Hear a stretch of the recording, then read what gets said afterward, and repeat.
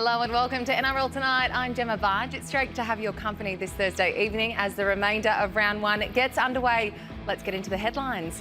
Pain relief. Broncos coach Michael Maguire identifies Mitch Barnett as the man to possibly replace the departing Haas at the end of the year. Lomax in limbo. Zac's future remains up in the air with the cross-code switch to rugby union looking more likely by the day. And is the bitter rivalry between the Storm and Eels about to have another chapter written when the pair go face-to-face tonight? Plus, a big injury blow for the Roosters on the eve of their season opener across the ditch. But we begin with the Broncos, and coach Michael Maguire has admitted he's already met with Warriors prop Mitch Barnett as the Premiers search for a Payne Haas replacement. But with their season opening clash with Penrith imminent, Brisbane's focus is immediate. Could Mitch Barnett become a Bronco? Michael Maguire is keen. Yeah, I met with him. I talked to a lot of the players that I've coached over time, and he's one of them too.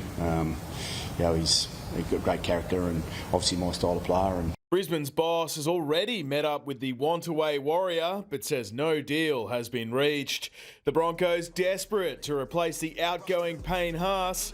Maguire making peace with his star's shocked affection. Until you're in their shoes, Peter, I guess everyone makes decisions, and I've spoke to him about that, and I'll leave it there. That's it. That's between Payne and I. But he's very dialed into what we're doing here because he loves playing with this team.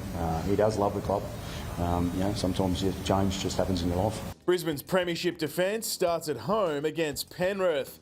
Ezra Mam has overcome a quad strain and is expected to start in the halves alongside skipper Adam Reynolds, while reigning Clive Churchill medalist Reece Walsh is being backed to rise above the attention he'll inevitably receive. He's taken every fullback is, but he's learnt throughout what he's done in the last 12 months. I think his maturity to his game he's grown, and I feel that there's more in his game. He knows that, and that comes with experience. Brisbane keen to put their World Club Challenge loss behind them at home.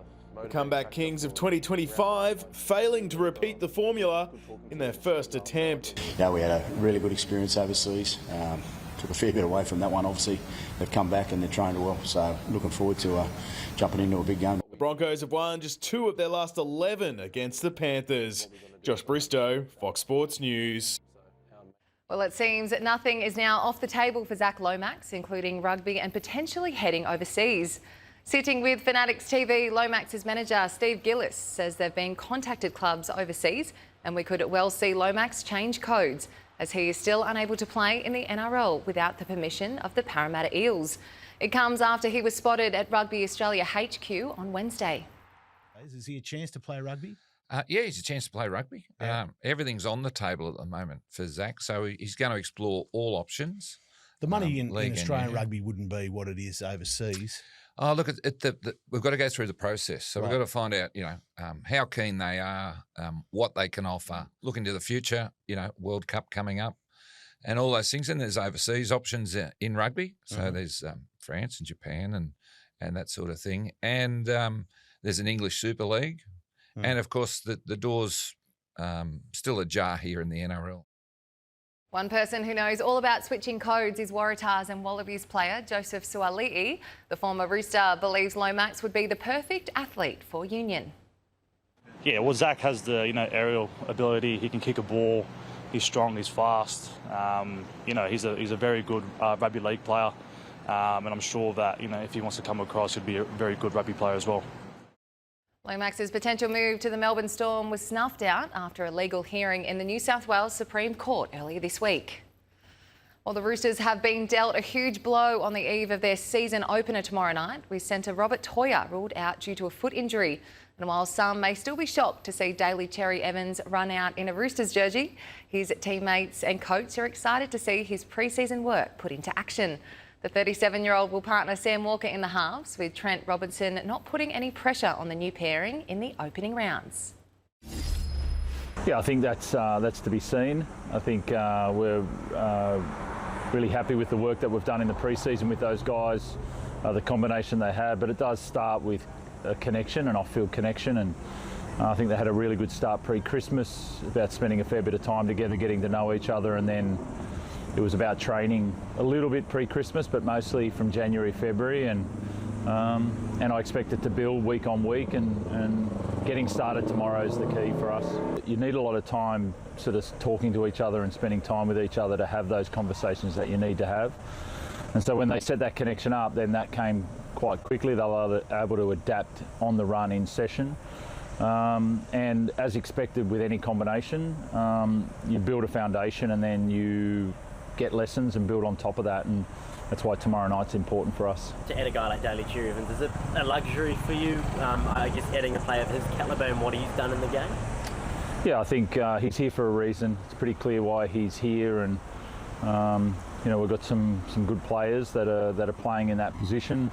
But we felt like the experience that he was going to offer, the combination with Sam, was going to be important for us this year, and that's why he's here. And how has he fitted into the group? Because, I mean, he's a player of great stature in the game, coming into a new team and something foreign to him. How has he fitted in with everyone? Yeah, with ease. He's just, he's a good man. We were able to experience, a lot of the guys were able to experience that on Kokoda and spend 24/7 with him, which was a really important start for us. And then, it's been really smooth. It's people. It may be different for people to see that jersey on him, but we've seen the training colours and the jersey on already many times, so it's time to get to work. Just on another player, Angus Crichton's moving on to rugby union. I know it made big news here, given rugby union's so big. Did you have a conversation with him, and what was your reaction when he mentioned that he would want to pursue his rugby career? No, it's pretty clear Angus is focused on this season, and there's things to be. We've all got things that we want to do next year, but all that's in our sights is tomorrow night, and Gussie is all in like he has been every year that he's played. The Raiders believe they have nothing to prove despite bowing out of the finals in straight sets last year after finishing the regular season minor premiers. The men from the nation's capital would rather walk the talk than talk the talk. Just for their actions. We don't really have to respond to what people think. We just do what we can do, and the results speak for itself. Yeah, I think we're always overlooked a little bit here, but I think we always use that as fuel. It's something we've spoken about in the past, and we'll keep focusing on ourselves, but it's always good to prove them wrong. Such a high year last year for the club and for myself, but let's back to square one. We've got to start again, and that starts this weekend. So we've got to take our opportunities, and we've got to work hard. I suppose it's only quite an early milestone in your career, but I suppose when you made the move over here, did you sort of think you would have played 50 games so quickly?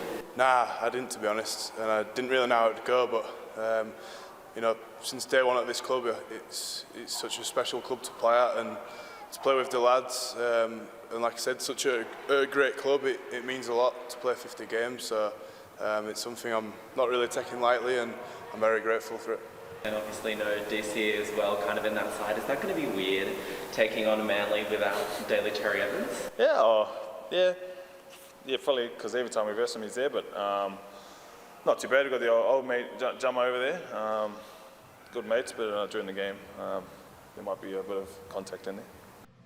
Meanwhile, the Sea Eagles insist they are ready to fight their way back into finals footy in 2026 after disappointingly missing out on the top 8 last year. Second rower Ben Trbojevic excited to be led out by brother Tom in his first game as captain as a new era begins in Tom's first game as the new captain. Very exciting for myself, for family, for Tom actually, not really myself, but for Tom, and exciting moment for the club I think as well. Obviously Ches was captain for ages, and now it's a new era with Tom being captain. So it's very exciting, and I think everyone's just keen to get out there and just perform in front of the fans. What's the biggest change you've seen in Tom since he got given the captaincy? Not too much. He just more leads by example, Tom. Like in the big moments and the big plays, he's always there putting his hand up, and he wants to be a part of that. So he leads by his example and by his actions, I think. Siebes here, when at the fan day at the start of the year, he spoke about the blue collar mentality and attitude in terms of rolling up the sleeves and digging in moments may have let the club down previously. Like, how much has that mantra from Siebes been pushed this year? Yeah, I definitely think it's been a push, obviously, from the coaching staff, and then, to try to drive that amongst our playing group to just really value those effort areas. I think, there's probably some things that a lot of the fans or, sometimes people may not take notice of, but we know that will win games. And, those sort of effort areas that, Siebes, as you said, uses the terminology blue collar, a working sort of class. So, you've been trying to drive that for us to just go after those and really value and recognise them. So I think it's been a good focal point for our, pre-season. West Tigers' new recruit, Mavrik Geyer, is determined to fight his way back into the side's 19 as he begins his life in Concord. The 25-year-old excited for his next journey away from a club which was full of rich family history and make a name for himself. The Geyer family and the Panthers have always gone hand in hand, but Mavrik is ready to build his own reputation in a different jersey. I think it was just time for me to, try somewhere else. Like, it's always about, reaching out there, getting out of your comfort zone and stuff like that. And I'll forever be grateful with the time I had at Penrith. But yeah, I think it was time for me to leave and start a new journey here at the Tigers. The back rower making the tough decision to leave Penrith, his junior club, the place he debuted, and where his father Mark won the franchise's maiden premiership in 1991. Over 3 decades later, titles have been a little easier to come by for the side, forcing the 25-year-old out the door. I mean, I haven't had a good, honest conversation just about where I should, the same boys that were in front of me were still going to be there the year after. And yeah, it definitely was hard, but I was also ready to, leave. Like, I love Penrith so much. Like, my parents still live there. I'm there as much as I can. I love all the boys there are still my best mates. Like, I'll never forget the memories and the things I learned at Penrith. He was met by plenty of familiar faces when he arrived in Concord, though. Former Panthers Jerome Luai, Api Coruscant and Sinea Turuva, just a few who have made the same move before him. No, that's sweet. That was just a little 4-week stint. that was Sinea. Camera on him. While it's fair to say Tiger Town feels like home, it's still no guarantee he'll be there beyond season 2026. Contract at the end of the year, so I've been talking to some clubs and Tigers as well, but that's so far away. Like, I haven't even played a game yet for the Tigers type thing, so I'm just so keen on ripping in. Like, honestly, like this group is so special, and whatever happens next year will happen. While it's Guy's first year with the Tigers, he's aware of their desire to return to finals footy. After 3 consecutive wooden spoons before last season and a 13th finish in 2025, he can sense a positive change is coming. I was blown away by my first couple of sessions. I was blown away by the intensity and just the full contact and how aggressive everyone was. But then also, you always shake hands at the end of the session. There's definitely a desire and a want here to play finals footy, and you can say that with all the boys, and I think this is definitely a group to do it. Louise Abihana, Fox Sports News.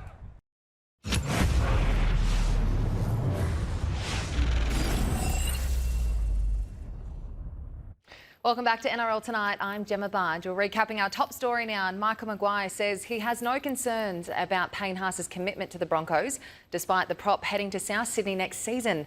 Maguire backing Haas to perform this season and also identifying Mitch Barnett as a key target to replace the departing prop. In 12 months' time, he'll move towards that. But what he's doing right now, every training session, he hasn't changed. He dials into every meeting, everything that we do. Things change at some stage in your life, but whilst we've got a player like Payne here and what he's been able to do over the last 10 years for the club, we're going to make sure we represent that every day, and he's doing that as well. One thing I've shared some great experiences with Payne over the last couple of years. One in the sort of the origin space and at Clubland, and he's obviously got visions of where he wants to go. But one thing he has at the moment, he's very dialed into what we're doing here because he loves playing with this team. He does love the club. Sometimes change just happens in your life. Mitch Barnett, you've obviously met with him. When do you think you'll know whether or not he'll be a Bronco in 27? I don't know, Doro. I mean, I met with him. I talked to a lot of the players that I've coached over time, and he's one of them too. He's got great character and obviously my style of player, and so in time, I don't know. I sort of tend to leave that part to the front office, but he's my style of player. Well, to preview a big night of footy ahead, Fox League's Greg Alexander joins us live. Brandy, great to see you, and thanks so much for your time this evening. Before we get into the footy, we just heard from Madge how keen he is and the Broncos would be to sign Mitch Barnett. Do you think Brisbane could be a good fit for the forward? I think most clubs would be a good fit for Mitch Barnett. Certainly with Payne moving on, Brisbane would be keen to get an experienced and a state of origin level front rower in their side, and Mitch Barnett could be the man. So, look, I think there'll be a number of clubs chasing Mitch Barnett. Even the Eels. I've heard Jason Rolls talk about Mitch Barnett. So there's plenty of clubs out there interested in the Warriors front rower. They've said that they want to get something back, so they want to play a swap. So that could determine where he ends up. But there's no doubt that Mitch Barnett would look pretty good in Madge's eyes in a Broncos jumper. Yeah, he's definitely a hot property, isn't he? And let's look ahead to tonight. Melbourne haven't lost an opening round match in 23 seasons. And this time last year, they smashed the Eels 56-18. They'll be hoping to continue that record tonight against Parramatta. How confident are you that the Storm can keep this streak alive? Gemma, I'll be tipping the Storm, but not with a great deal of confidence, or certainly giving Parramatta a big chance of rolling them in this one. 23 years on the trot is an incredible record, and I'm guessing by now, and it just becomes something that the Melbourne Storm players want to keep intact for Craig, and out of respect for Craig Bellamy, they'd love to make it 24 in a row. So that means that they'll be hard to toss, and they'll be hard to toss because they're playing in Melbourne. But I think this is a much improved Parramatta team. So, last year's flogging, it was 46-6 at half time last year. So Parramatta were never in it last year, but I think they'll be in it for a long time. So even if the Melbourne Storm get up tonight, I think Parramatta will push them for the 80 minutes. It's a great start to the season, or certainly it's a great start to this second part of the season after Vegas. Yes, can't wait to see that. And Craig Bellamy has signed on for another 2 seasons, despite all the speculations he was close to retiring. What do you think influenced his decision? He'll never retire. He just loves it. And I know he's gone year to year over the last few years, and it did seem that last year or 24 or 23 was going to be the final year for Craig Bellamy, but now he's committed for another 2 years. I don't think that will be the end of it. I just think it's in his blood, and I think after a lot of deliberation and thinking about what does he do when he finishes coaching, I just think he will coach until they have to wheel him out. So not surprised, and when we get to the end of next year, I think he'll go around again. And Sua Fa'alogo is the new fullback with obvious big shoes to fill from Ryan Papenhuyzen. Every time he's played in that position for the Storm, he's looked dynamic. With some consistent footy now in that role, where do you think he can take his game this year? There's no doubt he's exciting, and we've seen him, bits and pieces of Sua Fa'alogo, and I guess having Ryan Papenhuyzen in front of him, he was going to have to cool his heels until Ryan decided that it was time, and I think, Ryan retiring from the game was a big surprise to anyone, but there's no doubt that it's a new era. It's the beginning of a new era with a number one that isn't Ryan Papenhuyzen, and they've had a few good ones over the years, but Sua Fa'alogo is an excitement machine, and I'm sure Melbourne will play to his strengths and get the most out of him. So I think everyone's looking forward to watching Sua play this year.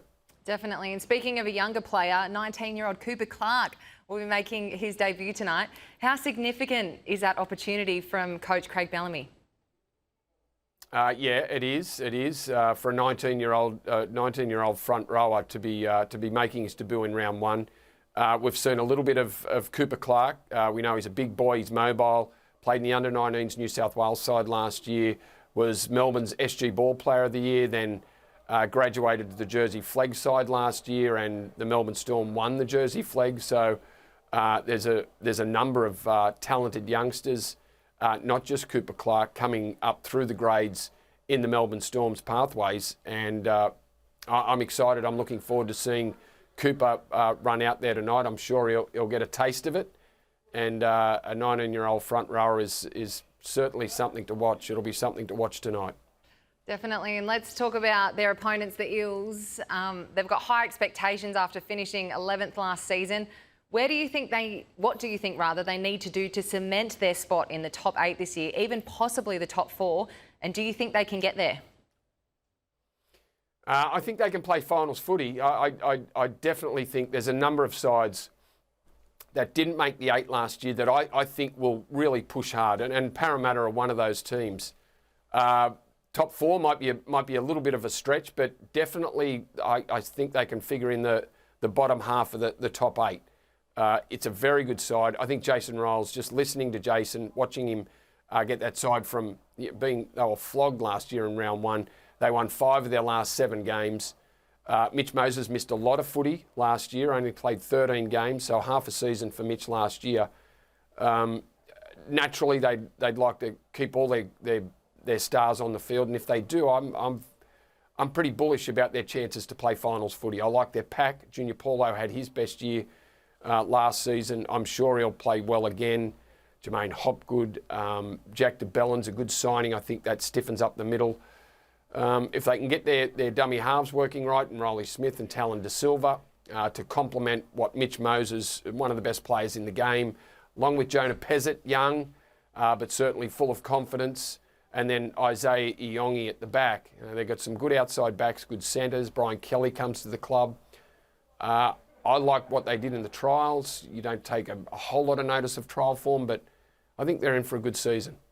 You mentioned Mitch and Jonah. They'll be joining forces in the halves tonight. What can we expect from this combination? Well, because it's a new combination, I think it'll probably take a little time until they work out exactly the balance of it and who dominates, who gets the ball when they want to. But I don't think it'll take them long. I heard Mitch Moses talk about Jonah Pezzett, and he said he's extremely confident. And if Mitch Moses is saying someone's confident, that's a good thing. Which, if you're a half and you're confident, that's one of the battles that you have to get over. So I think Mitch, as I said, he's one of the best running halves in the game. Got a great long kick on him.